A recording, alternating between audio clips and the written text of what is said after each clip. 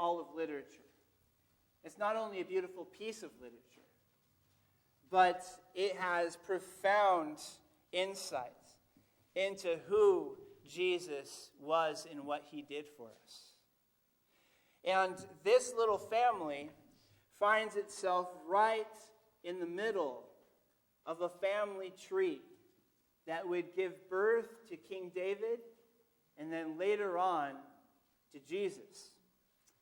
And that's the reason, if you're asking, why is this four-chapter love story in my Bible? That's the reason. And because, as I said, it tells us about our kinsman redeemer, Jesus Christ. So what did we miss in chapter 1? In chapter 1, a lot of stuff happens. We have this man named Elimelech, who had a wife named Naomi. They had 2 sons, Mahlon and Chilion. And if you're looking for names for babies, and you're thinking, well, it's in the Bible, and that sounds kind of cool. Their names mean sick and dying. And I don't know why you would name your kid that. And the meanings of the names in this story run all throughout the text, and they have meaning. Elimelech, ironically, means God is my king. Naomi's name means pleasant. And they lived in a place called Bethlehem, which means house of bread. You may have heard about Bethlehem before. There's another baby who's quite famous who was born there. And there was a famine in the land. And so Elimelech, as the head of the household, he's faced with a decision. What do I do? How do I provide for my family? And he makes the decision to move his entire family to a place called Moab. And if you have any context within the book of Genesis, Moab had a very shady, sketchy beginning between Lot and his daughters. And so if you are a Jewish family, going to Moab was kind of like moving to an area or a town in which you literally would be the only Christians anywhere. No churches, no other believers to fellowship with. And that's where he moves his family. In fact, they worshipped another god by the name of Chemosh, who, amongst other things, gladly accepted child sacrifice. And so he moves his family there, and this is, for you dads, when you make a decision like this off of just the practical, functional things around you, when times are bad and the economy sound familiar, and you're thinking about what should I do, don't move to Moab or the equivalent thereof. You see, because they started facing the consequences of this decision.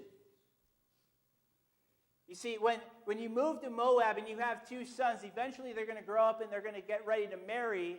And if you only put in front of them the option of pagan, idolatrous girls, guess who they're going to marry? And so they do marry. And they marry 2 women by the name of Orpah and Ruth. And we're going to hear a lot about Ruth. In fact, she has a book named after her.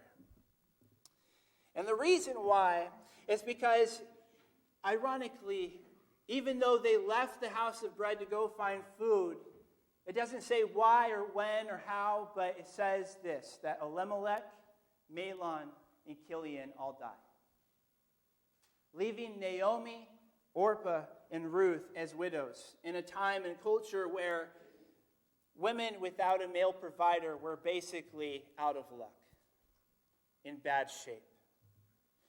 But Naomi hears that there is now food, there is now a harvest in Bethlehem.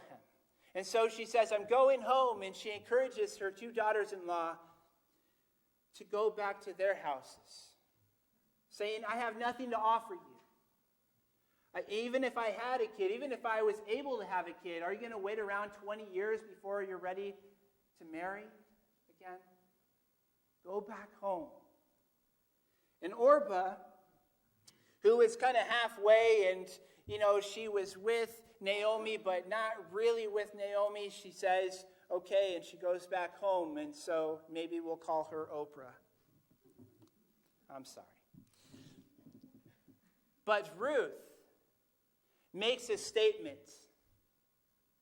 And if you can find it in chapter 1, and it's a statement that is still quoted in marriage ceremonies.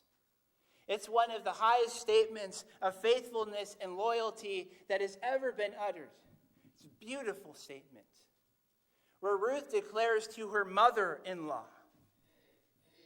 that she will never leave her. She will never depart from her. Where you live, I will live. Your people will be my people. Your God will be my God. And in that moment, she has made a choice to leave her hometown, to leave everything she's ever known, and to go to a place where she would probably not be accepted. Remember, she is a Moabitess. And that's where we pick up in chapter 2. So would you read with me? Now Naomi had a relative on her husband's side from the clan of Elimelech, a man of standing whose name was Boaz. And that's enough for right there.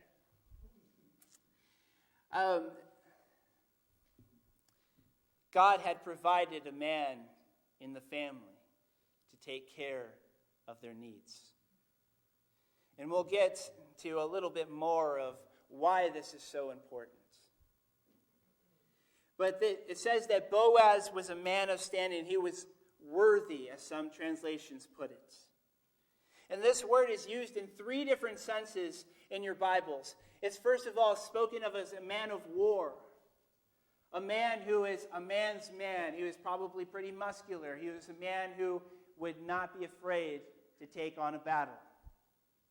It's secondly used of a man of wealth. And we're going to see in a moment that that is clearly true. Boaz is a landowner.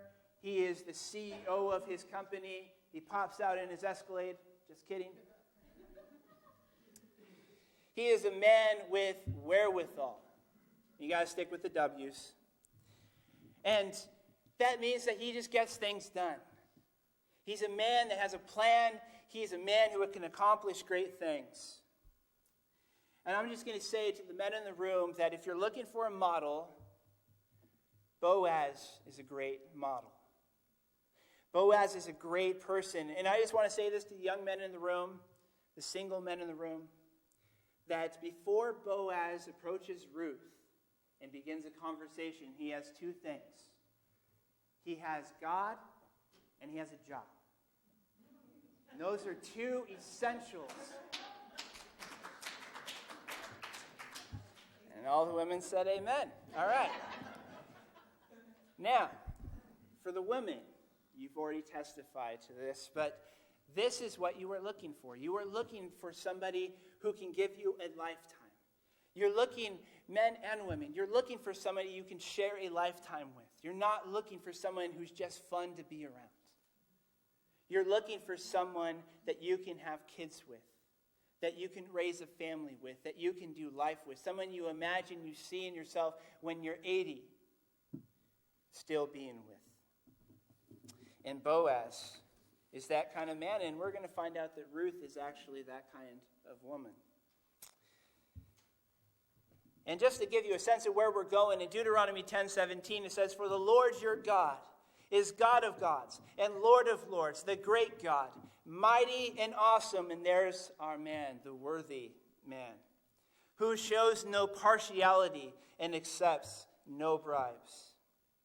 Revelation 5:12 is seen in heaven, where every being in heaven sings this song to Jesus and says, "Worthy is the Lamb," there's our word, "who was slain to receive power and wealth and wisdom and strength and honor and glory and praise." And we're going to sing that at the end of the service. It's a song that you better get used to, because we're going to be singing it a whole lot in heaven.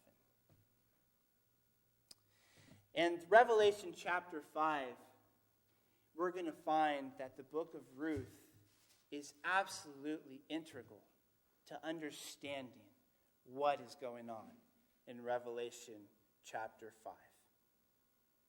So now we're in verse 2. And it says, "And Ruth the Moabitess said to Naomi, 'Let me go to the fields and pick up the leftover grain behind anyone in whose eyes I find favor.' And Naomi said to her, 'Go ahead, my daughter.'" You need to know a little bit of background to figure out what's going on here. Back in God's law in the book of Leviticus, God made a provision for the poor. You need to know that God has a huge heart for the poor. And he tells all of the landowners, all of those who have a harvest, that you should leave a section of your field completely untouched. That is for the poor, the traveler, the foreigner, whoever might come through your land and need a little bit of help to get by.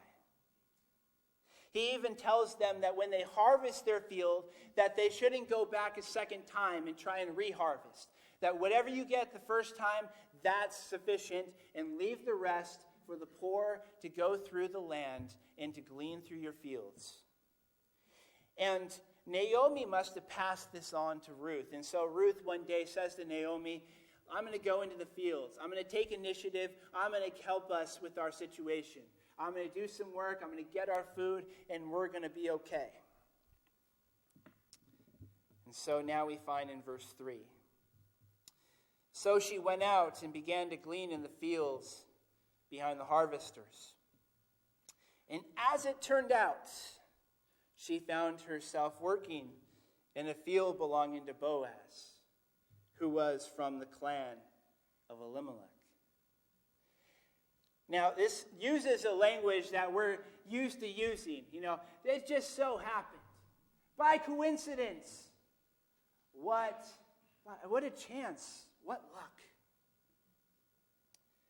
And really, what's going on and what we see here in the book of Ruth is an example of God's providence. That God is in control. God is in charge. God will provide.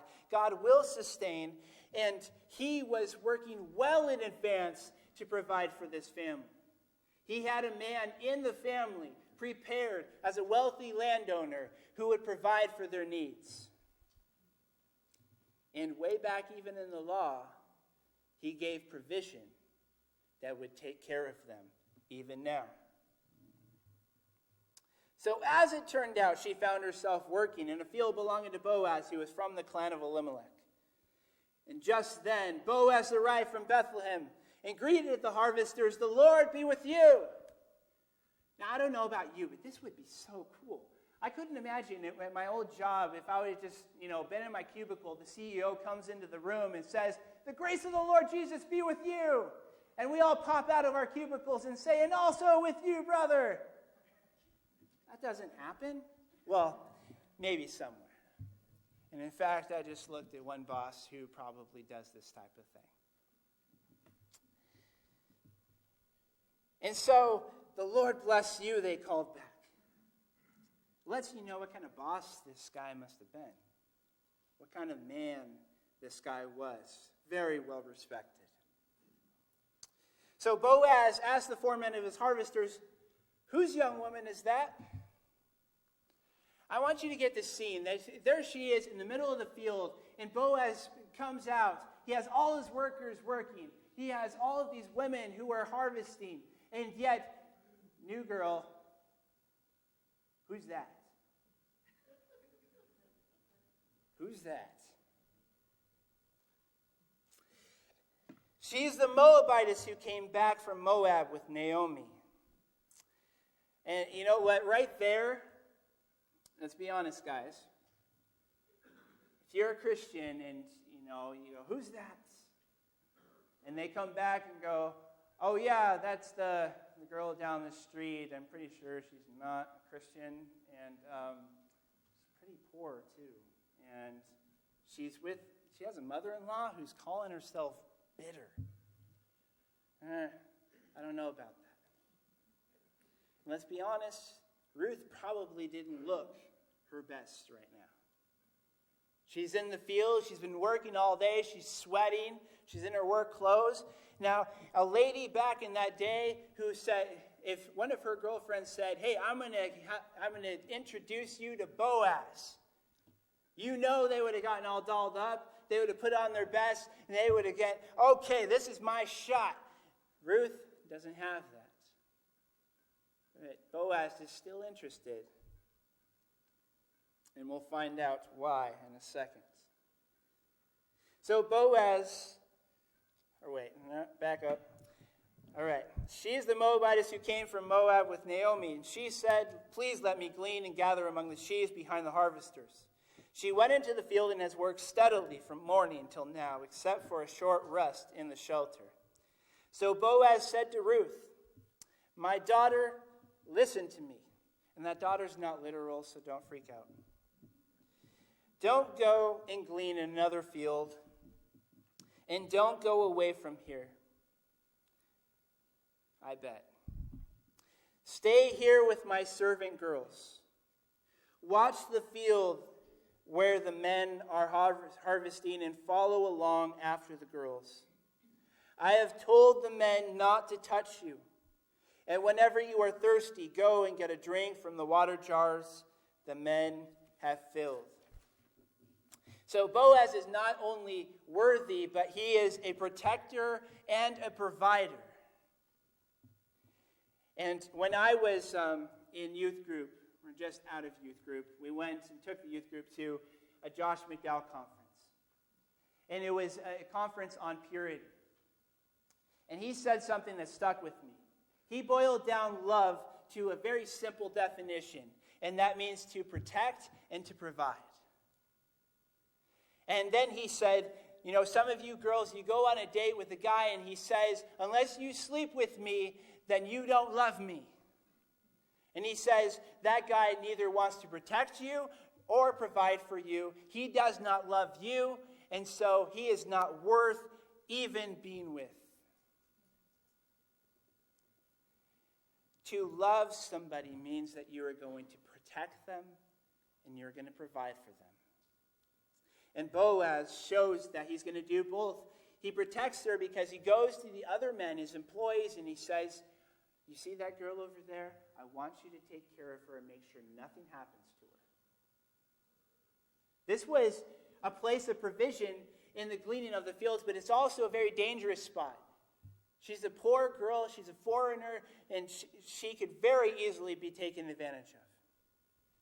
And Boaz says, I've made sure that's not going to happen to you. And then he provides in two ways. He provides food for her family. That's going to be an ongoing thing. But then he also provides female friends. Essentially, Boaz hooks her up with a small group. And he says, hey, I have a bunch of these women that work in my fields. You stick close to them. They'll show you how this works. They'll show you how to get the most out of this. They'll show you and protect you, and they'll provide companionship for you. Philippians 4:19, Paul says, and my God will meet all your needs according to his glorious riches in Christ Jesus. But there's another thing that we see in this, and that is that God has not given us his law, his principles, his commands in order to take from us. God has given us his principles in order to protect and to provide for us. You see, some people, they look at what the Bible has to say about things like staying pure until marriage, and they think like, well, what fun is that? How hard is that? Some people look at what he says about money, and he says, okay, well, I'm supposed to give away money. Well, that doesn't make any sense.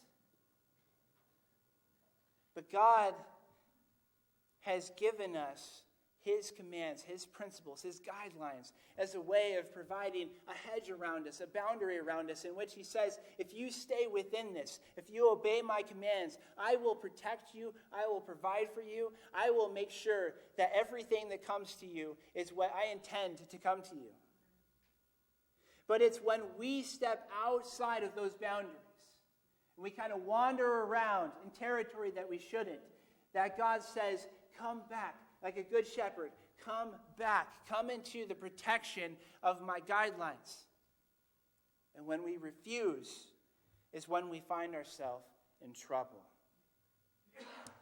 And the Apostle John says this in 1 John chapter 5. He says, this is the love of God, to obey his commands. And his commands are not burdensome. For everyone born of God overcomes the world. This is the victory that has overcome the world, even our faith. So let's go down to verse 10. At this she bowed down with her face to the ground. She exclaimed, why have I found such favor in your eyes that you notice me, a foreigner? And Boaz replied, hold up. That question, if we're following along in the story, we've been paying attention and we have any context, is a question that makes perfect sense for Ruth to ask. Why? Why are you being so nice to me? Why are you going out of your way to such an extent to provide for me? I'm not from around here, you know. Why are you being so nice to me? And it's an honest question, and maybe she's even getting to his intentions, his motive. Why are you doing this? And he gives her the first reason, and then I'll tell you the second. Boaz replied, I've been told all about what you've done for your mother-in-law since the death of your husband. How you left your father and mother in your homeland and came to live with the people you did not know before. May the Lord repay you for what you have done. May you be richly rewarded by the Lord, the God of Israel, under whose wings you have come to take refuge. May I continue to find favor in your eyes, my Lord, she said. You have given me comfort and have spoken kindly to your servant, though I do not have the standing of one of your servant girls. So Boaz gives her the first answer to the question, and he says, yeah, I know. I know that this is not really typical. I know that this is maybe not recommended, not normal, but you know what? I've heard not only the rumors spreading about you, but I've heard some other things as well. I've heard that you gave up everything in your life to go with your mother-in-law when she had nothing. I heard that you came back here even though you knew you wouldn't necessarily be accepted, and I know how much you've done to take care of your mother-in-law. Essentially, he's saying, I see something in you that speaks of character, that speaks of virtue, that speaks of love. May the Lord repay you for what you have done. But there's a little bit deeper thing that's going on with Boaz. And if you take a careful look at his genealogy, you find out, I'm going to ask, who knows who Boaz's mom was? Rahab the harlot. Back in the days of Joshua, Joshua sends 2 spies into the city. He says, come back with the report. While they're there, people start looking for them. They hear that they're there, spying out the place. And they tear the place apart. They're looking for him. And it's this woman named Rahab, who is the town prostitute, who says, come in here and I will keep you safe. And so they go under her shelter. They come in looking for him. She hides them. She makes sure they get out of town. And they say to her, because you have done this, when we come back in, and when God gives us this city, you and your entire household will be spared. Rahab became one of the people of Israel. Her and her household became part of the people of Israel, the covenant people of God. And she gives birth to a little boy who then one day sees a woman out in the field who is a foreigner, who had given up everything to become part of the people of Israel. He found a girl kind of like his mom. Like I said, God had gone before to provide for the needs of this family.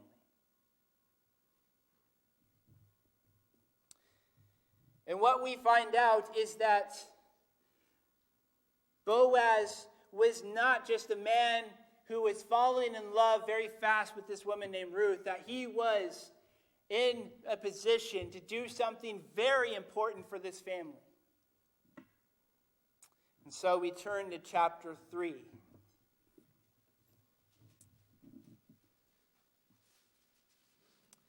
And after Ruth had gone home and she comes home with all this food, Naomi picks up that, hey, something must have happened today. Where'd you get that? Well, there's this guy named Boaz. Oh, really? Boaz just happens to be part of the family. Boaz just happens to be a relative of her husband who is now deceased, named Elimelech. And so here's what she says in chapter 3. Here's the master plan. One day, Naomi, her mother-in-law, said to her, my daughter, should I not try to find a home for you, where you will be well provided for? Is not Boaz, with whose servant girls you have been, a kinsman of ours? Tonight, he will be winnowing barley on the threshing floor. Wash and perfume yourself, and put on your best clothes. All right, now she's getting into it. Then go down to the threshing floor, but don't let him know you're there until he's finished eating and drinking. And when he lies down, note the place where he's lying. Then go and uncover his feet and lie down. He will tell you what to do. I will do whatever you say, Ruth answered. So she went down to the threshing floor, did everything her mother-in-law told her to do. And when Boaz had finished eating and drinking and was in good spirits, he went over to lie down at the far end of the grain pile. Ruth approached quietly and covered his feet and lay down. In the middle of the night, something startled the man, and he turned and discovered a woman lying at his feet. Who are you? He asked. I'm your servant Ruth, she said. Spread the corner of your garment over me, since you are a kinsman redeemer. And if you're reading this for the first time, you're going, what in the world is going on here? And it sounds a little bit shady. Okay, so I'm going to give you what's really going on to stop you from thinking what you think is going on. God had provided for their needs. Back in Leviticus, and Deuteronomy, God had said, if a man marries a woman and then dies without being able to have a son, then the closest relative should provide a son for their deceased relative.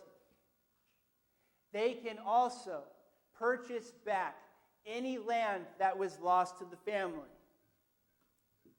And the role was called the kinsman redeemer. Because to redeem means that you purchase back what was lost. And so Naomi says, this man's in the family. So Ruth, I'm going to tell you what you need to do. And the whole thing with the feet It's because the feet were a symbol of authority. It was a symbol that's used all throughout to speak of authority and humility. And something that, John the Baptist, he said, I'm not even worthy to loose the sandals of Jesus, the Messiah.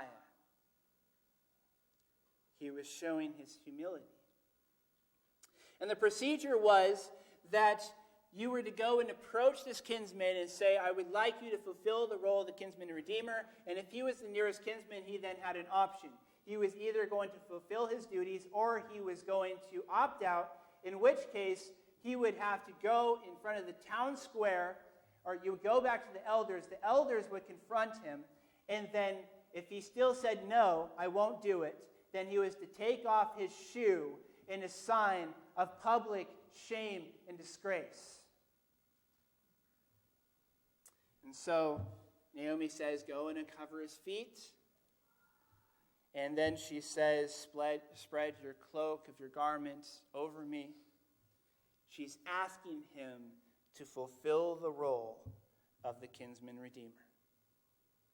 And this is where, if you're following along in the story, all of a sudden there's bad news.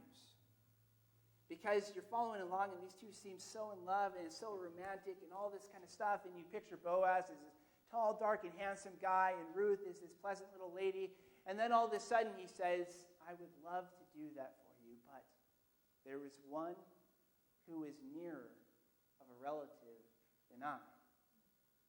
And if you're making a movie, you would probably picture like Danny DeVito in the place of the nearer kinsman. And so this is the problem. This whole love story is about to get thwarted. And so Boaz goes, okay, I'll take care of this. And so he arranges to meet the nearer kinsman at the city gates in front of the elders. And he goes up to him and says, hey, you got a relative named Ruth, and she needs your help. And you are the nearest kinsman, but you really don't want to do this, do you? Oh, I could do it for you if you want me to. I'm just saying. And it turns out that the near kinsman is not able to really help her. And so everyone cheers as this guy is humiliated at the city gate. Here's what's really going on. Ruth and Boaz, happily ever after, they have their family line that goes down and gives birth to King David. And in fact, there's a prophecy that David would be the king, hidden and tucked away in a cryptic way in the book of Ruth. And that you follow this family line down and you will find Jesus. Which says something a little bit about Jesus, that Jesus didn't have the pure blood Jewish family line that you would think he would. There's quite a few Gentiles in his family line. But here's the real story of what's going on in the book of Ruth. You and I are Ruth. You and I, and especially if you're not Jewish. Because you and I have come upon the fields of a one named Jesus. And Jesus provides for us and he protects us and he shows us kindness. And at some point, we ask, why? Why are you being so nice to me? I have nothing to offer you. I'm poor. I worship another God. I have nothing to offer you. And Jesus, still, while we were still sinners, he died for us.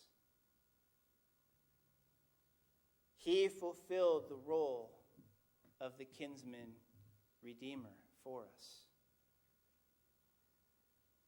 You see, this is where Revelation 5 comes in. Because John is in heaven and he sees this scroll being brought out in the throne of God. And the question is asked, who is worthy to take the seal, the scroll and open up the seals and to loose it. And John looks around, and there's no angel, there's no man, there's no one who is found worthy. And John just starts weeping, bawling his eyes out, because he realizes that all hope is lost if that scroll is not opened. And the angel says, "Do not be afraid. For behold, the Lion of the tribe of Judah has conquered, and he is worthy to open and loose the seals." It had to be a kinsman of Adam. It had to be a human being who would come and live a perfect life and do what Adam could not do and what none of us could do. We've all tried to go to our nearer kinsman. We've all tried to fulfill the law. We've all tried to do our very best to get back and to bridge the gap between us and God. And we've all fallen short. We've all failed. We've all lost hope. And then we look at Jesus and we see Jesus has prevailed because he was God who became flesh, became a man. He lived a perfect life, and he died as a perfect substitute of atonement on his death on the cross. And he rose again from the dead.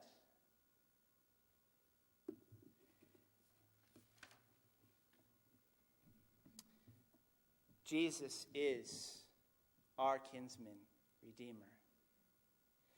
And there will come a day in which he will take possession of everything that Adam lost, everything that he purchased back for us on the cross. He will take possession. For when he takes a hold of that scroll and he starts loosing the seals in Revelation, you see the judgment coming on the earth, and you see the culmination and leading up to Jesus setting foot on taking possession of that which he had paid for on the cross. And the day is coming when he will reign forever and ever and ever. And we will either be with him or we will not.